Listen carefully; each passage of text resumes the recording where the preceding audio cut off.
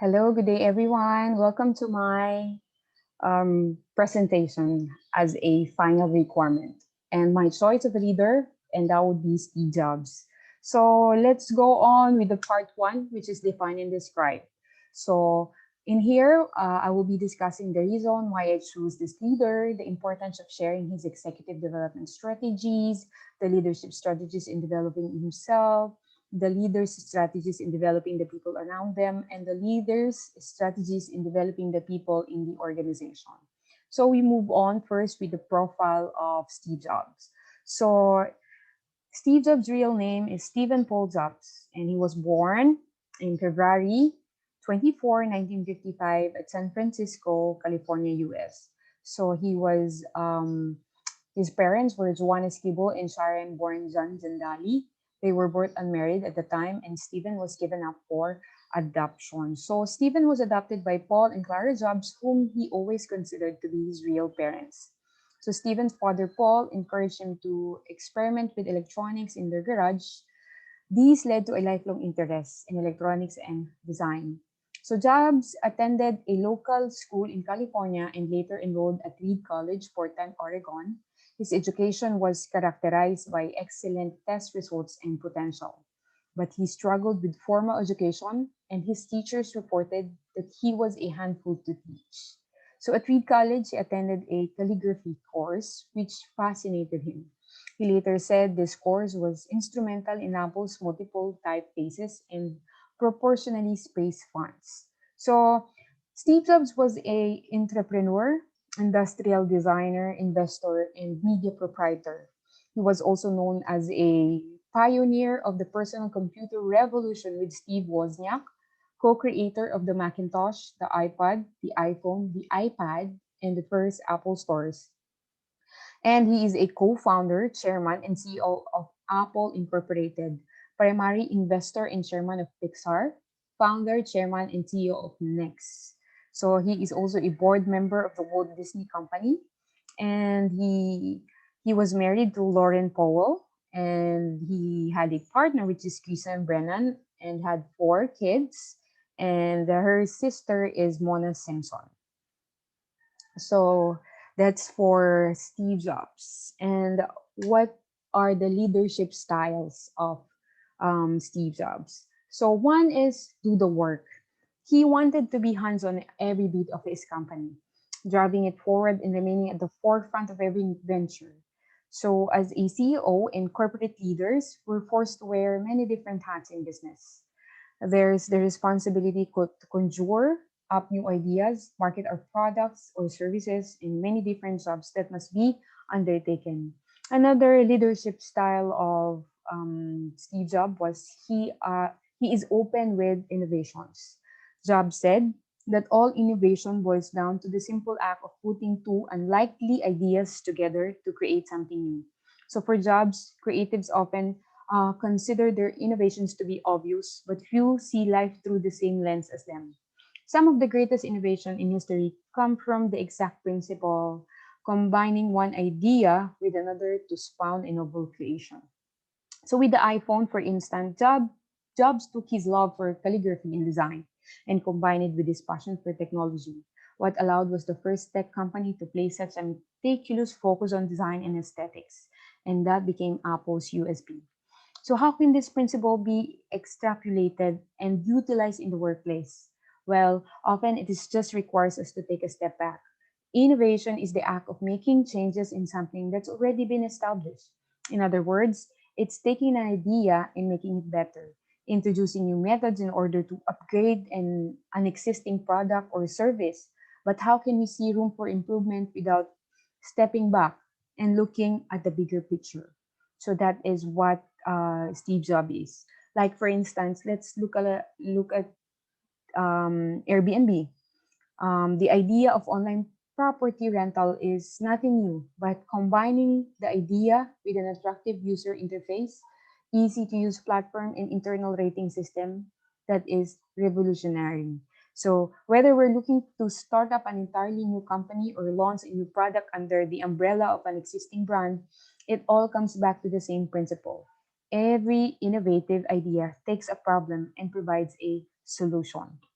So every great business solves a key problem for its consumer base, and solving problems is often a case of simple marrying together two ideas to create something unique. So Steve Jobs also believed that innovation is about saying no to the things that don't matter in order to free up space for those that do. So indeed, introducing more products to a company's lineup may generate revenue, but what's better for the longevity of the business?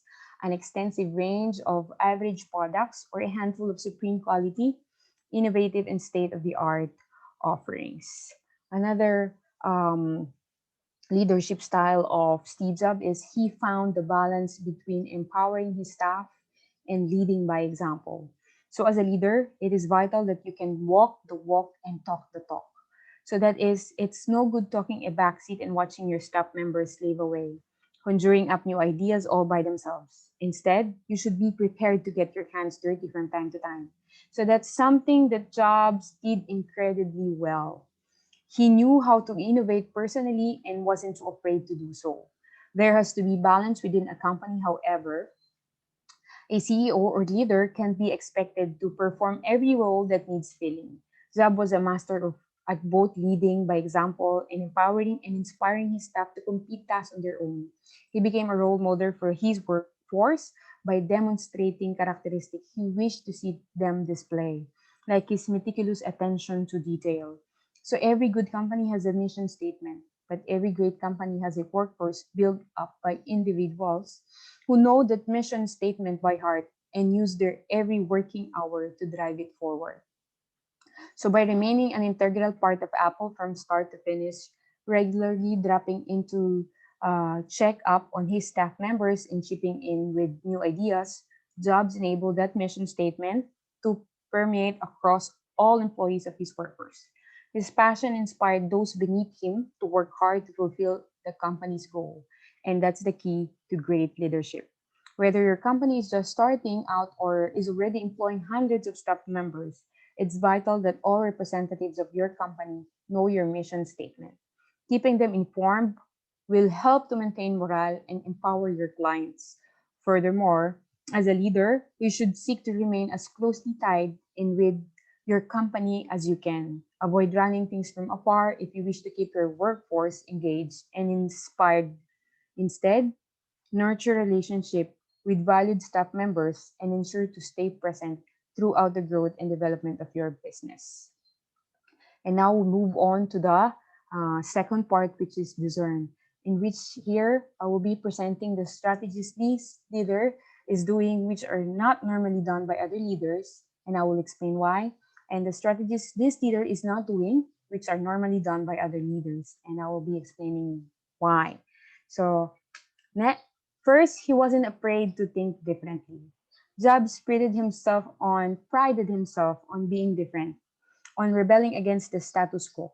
His aversion to social norms and willingness to step outside the box was perhaps one of the key factors that made him such a world-renowned leader and innovator. In the 1997 marketing campaign for Apple entitled Think Different, after all, that's the core principle of innovation, to provide something new that hasn't been seen before. When looking at the range of different ways in which Apple has revolutionized the technology industry, one thing becomes clear. Without Steve Jobs and his ability to create a culture of innovation, few of these great achievements would have been possible. From his willingness to think outside of the box to his deep passion for his company, few CEOs can compare to the technological maverick that was Jobs. Through his efforts and teachings, we can all learn an incredibly amount about innovation from the very man that transformed the entire landscape of digital technology. Let's finish with a quote from Jobs that summarizes his approach to innovation. Life can be much broader once you discover one simple fact. Everything around you that you call life was made up by people that were no smarter than you. And you can change it, you can influence it, and you can build your own things that other people can use. So, Jobs was passionate about his company. If there's one thing that was certain about Steve Jobs, it was his unwavering passion for his apple shaped brainchild. Even during his long battle against pancreatic cancer, Jobs' love for his company followed him all the way to grave. The truth is, unless you enjoy what you're doing, it simply won't work out. There will be times when you have to put in long, exhausting hours into the growth of your business. At others, you'll be forced to endure crashing lows and setbacks that would cause most to turn and run for the hills. The only thing that will enable you to push through these bleak times is a passion for what you do. Money or the absence thereof will not suffice. So he was reluctant to delegate. These are the things that Steve Jobs uh, do that others do. For jobs, delegating jobs to others in your company is important, but he is not unto delegating. He is more unto working by him or with him. But whether you're a CEO, CI, or a manager, don't forget that you're being paid to work too. Delegation is sometimes necessary, but you have a job to do. Put in as much work as you personally can before forcing responsibilities onto other people's plates. So the world's most successful leaders are also the most hardworking people in history.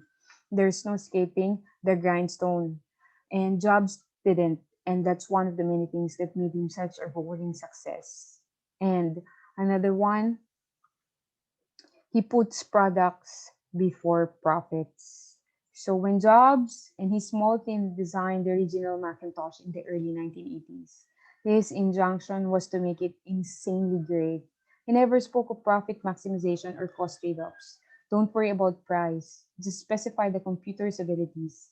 He told the original team leader. At the first retreat with the Macintosh team, he began by writing a maxim on his whiteboard. Don't compromise. The machine that resulted cost too much and led to Jobs' ouster from Apple. But the Macintosh also put a dent in the universe. And as he said, by accelerating the home computer revolution, and in the long run, he got the balance right. Focus on the product. So focus on the product, focus on making the product great. The profits will follow. I believe that most of the leaders think of profits. They think of ways that will benefit them now and forget about what is more important, the outcome. Leaders and managers think of the things they may get from it rather than be concerned about what they can give. And I think this is what all leaders be aware and emulate about Jobs, that they should change their hearts and change their motives and decide and defend. And here, the part three, the strategies I think works best for the leaders and the people around them.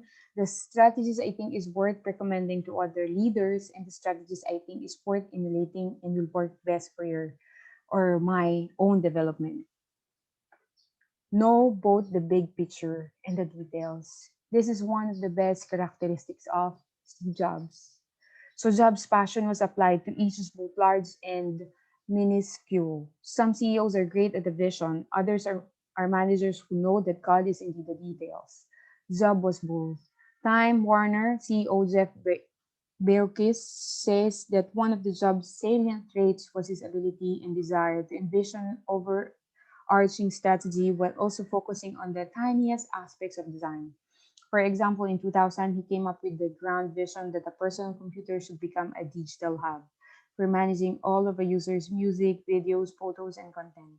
This got Apple into the personal device business with the iPod and then the iPad. And in 2010, he came up with the successor strategy, the hub would move to the cloud, and Apple began building a huge server farm so that all a user's content could be uploaded and then seemingly synced to other personal devices. An invention that was not just for today, but for the future.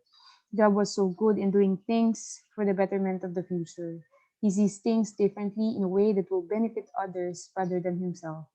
All of these strategies mentioned are worth emulating, and you just need to find one that will best suits you, make you grow, and your organization. So before I finish my presentation, I would like to leave one of the sayings of Steve Jobs that your work is going to fill a large part of your life. And the only way to be truly satisfied is to do what you believe is great work. And the only way to do great work is to love what you do, because I believe if you do not love what you do, it will not last long. It will just um, be with you in a minute, in a year, but it will not be with you as long as you live. And Doing great with love makes eternity. So I believe Steve Jobs is his characteristics, his leadership styles are worth emulating. And I hope you have learned with my presentation, and I hope to see you face to face soon. God bless us all and have a great vacation. Bye bye.